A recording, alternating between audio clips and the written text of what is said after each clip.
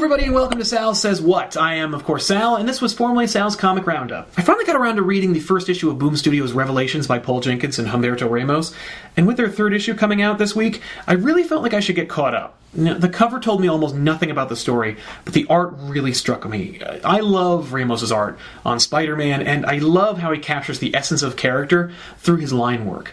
Paul Jenkins is hit or miss for me, but I did love his work on Origin, which is to say nothing of his body of work on Spectacular Spider-Man, The Sentry, Inhumans. Jenkins is a veteran comic book author who seeks to tell a unique story, and it's a quality that I really admire, and I find it's a noble one in this industry, so I wanted to give him a shot, so I picked up the book. That's why Revelations is such a miss for me, though. The story is there's a suspicious death at the Vatican, which involves cloaked figures and cardinals, and that is followed immediately by the introduction to our protagonist, lapsed policeman and lapsed Catholic Charlie Northern, who quit trying to quit smoking 30 years ago.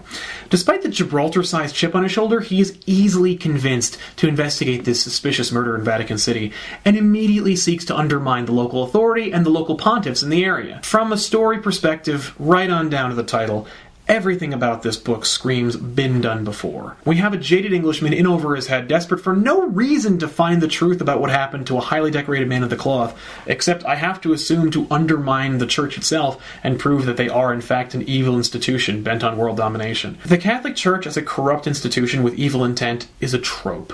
It's hard to deny given its perpetual use in our popular culture.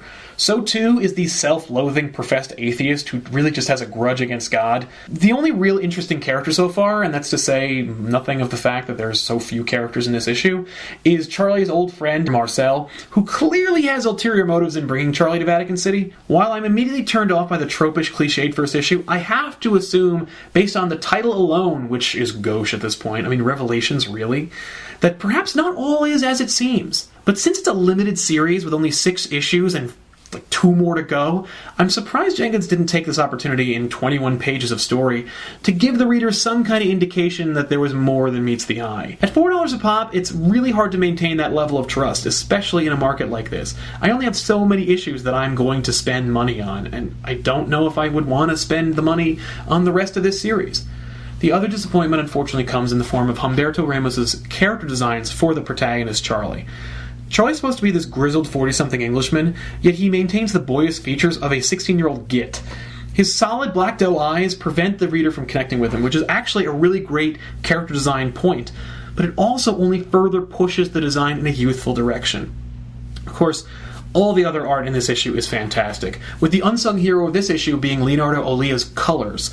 There are 2 scenes which take place in the rain, and they really, really evoke that feeling of being drenched in a downpour, using slices of color that eke through Ramos's line work.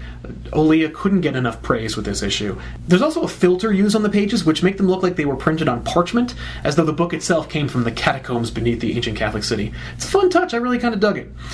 The story itself, the book itself, is a bit like Angels and Demons meets Hellraiser, minus any supernatural element. Looks like Jenkins is playing this one straight, and it feels almost like an edgy script from 1998 more than a noir-inspired hard-edged look at the church's effect on Western parishioners. In the end, am I going to continue picking up this book? I'm kind of torn between trying issue 2 or just waiting for the trade, although if I'm being honest with myself, I'll probably do neither.